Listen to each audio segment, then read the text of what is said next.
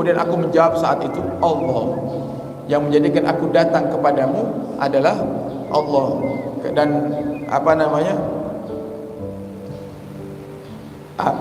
kemudian beliau berkata, la ilaha illallah, subhanallah, in kana wa'du rabbina la maf'ula. La ilaha illallah, subhanallah, sungguh ini perjanjian yang sudah Allah tepati daripada hamba-hambanya yang beriman. Kemudian Harib bin Hayyan mengatakan, fa'ajibtu, aku heran, kok bisa Uwais Al-Qarani tahu namaku sedangkan aku tidak pernah ketemu sama dia. Fakultu, dan aku bertanya, min aina arafta ismi wa isma abi, dari mana kamu tahu namaku dan bahkan tidak hanya sekedar namaku, nama ayahku. Jadi disebutnya ya Harib bin Hayyan. Sayyidina Harib bin Hayyan menyebut Sayyidina Uwais dengan sebutan Uwais saja. Ini Sayyidina Uwais menyebut Sayyidina Harib dengan sebutan Harib bin Hayyan. Jadi tahu namanya dan tahu nama ayahnya. Dari mana engkau tahu wahai Uwais? Sedangkan kita berdua tidak pernah ketemu kecuali hari ini. Kemudian apa kata Uwais? Nabba'ani al-alimul khabir. Allah yang ngasih tahu aku. Allah yang ngasih kabar aku. Nah, ini termasuk kasyafnya Sayyidina Uwais Al-Qarani. Wa araftu ruhi ruhaka hina kallamat nafsi nafsaka, dan aku sudah mengetahui kalau ruhku dan rohmu ini akan berkumpul di dunia ini. Wa innal mu'minin, karena sungguhnya kaum mukminin, orang-orang yang beriman itu la ya'rifu ba'dhum ba'dha, mereka itu saling mengetahui satu sama lain. Di alam arwah mereka itu saling mengetahui. Yatahabuna bi rauhillah, yang mereka saling mencintai dengan rahmatnya Allah. Wa in lam yaltaqu, walaupun mereka tidak pernah berjumpa. Itu kaum mukminin. Kemudian yata'arafuna yatakallamun, mereka saling berkenalan, mereka saling berbicara. Wa inna'at bihimuddar, walaupun tempat tinggal mereka berjauhan. Wa tafarraqat bihimul manazil, dan terpisah-pisah rumah-rumahnya. Jadi kaum mukminin itu ikhwah, saudara. Makanya kan dinamakan saudara itu. Dengan rahmatnya Allah, terkadang kita sebagai seorang kakak terkadang ada rasa tidak nyaman. Kok ternyata ada adik kita yang tinggal di tempat yang jauh, ternyata mungkin sedang sakit, mungkin sedang tertimpa musibah, ada perasaan tidak nyaman di hati. Itu adalah keimanan, ciri-cirinya orang mukmin, yang mereka satu sama lain saling mencintai, sehingga di saat ada sesuatu yang terjadi mereka saling merasakan, sebagaimana yang dikatakan oleh Uwais Al-Qarani. Qultu, kemudian Sayyidina Harib mengatakan kepada Uwais Al-Qarani, hadisni rahimakallah an Rasulillah, wahai Uwais, berikan kepadaku hadisnya Nabi. Aku ingin meriwayatkan hadis Nabi darimu, wahai Uwais Al-Qarani.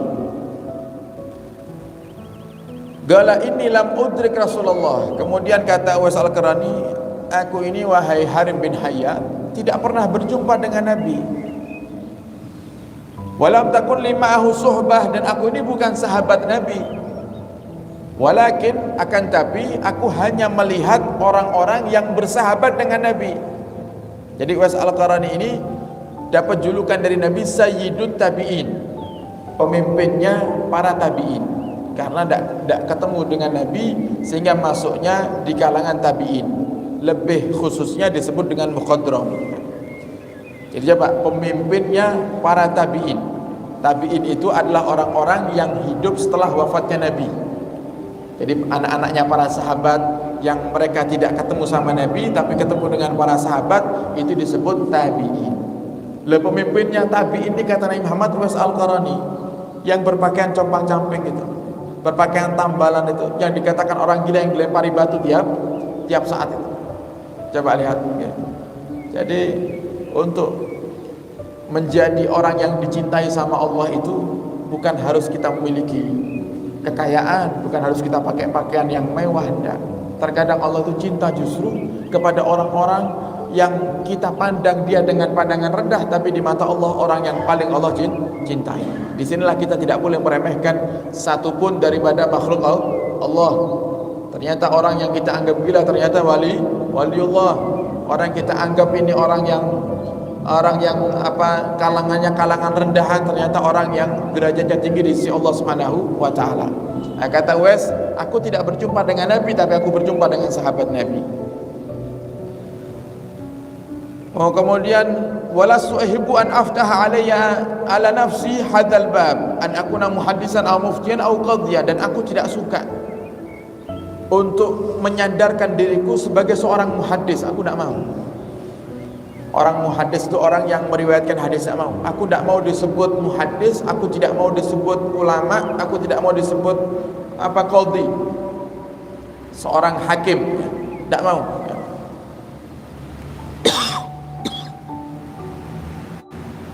Fi nafsi sughlun anin nas, karena aku punya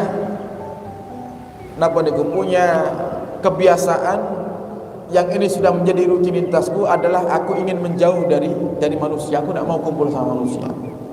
Sedangkan kalau mau jadi muhaddis, yaitu otomatis harus menyampaikan hadisnya. Kalau mau jadi orang alim harus menyampaikan ilmunya. Kalau jadi qadhi, hakim, dia berarti harus menghukumi daripada masalah-masalah yang terjadi di negaranya. Aku tidak mau. Aku tidak mau punya kesibukan dengan manusia. Aku ingin sibukkan diriku hanya dengan Allah Subhanahu wa taala. Tidak mau ada sangkut paut dengan manusia.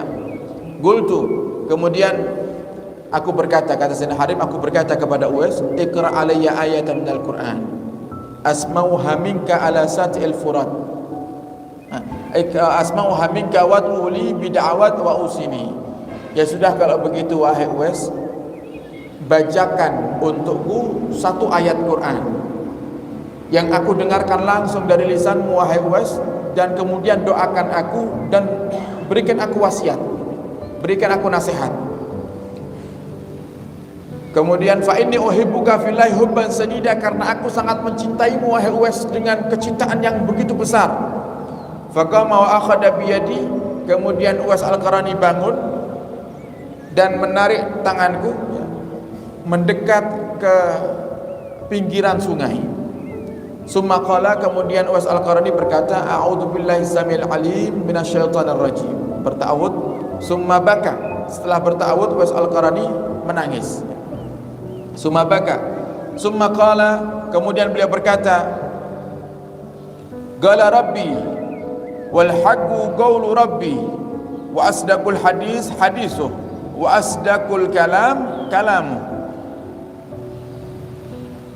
Qala Rabbi, berkata Tuhanku Allah Subhanahu wa taala, wal haqqu, dan yang paling benar adalah ucapannya Allah Subhanahu wa taala, wa asdaqul hadis, sebenar-benarnya ucapan hadisuh, wa asdaqul kalam kalamuh, sebenar-benarnya ucapan, sebenar-benarnya untaian kalimat adalah ucapan dan untaian kalimat yang itu adalah ucapannya Allah Subhanahu wa taala. Sehingga tidak ada Al-Qur'an itu salah, itu tidak ada. Pasti benar.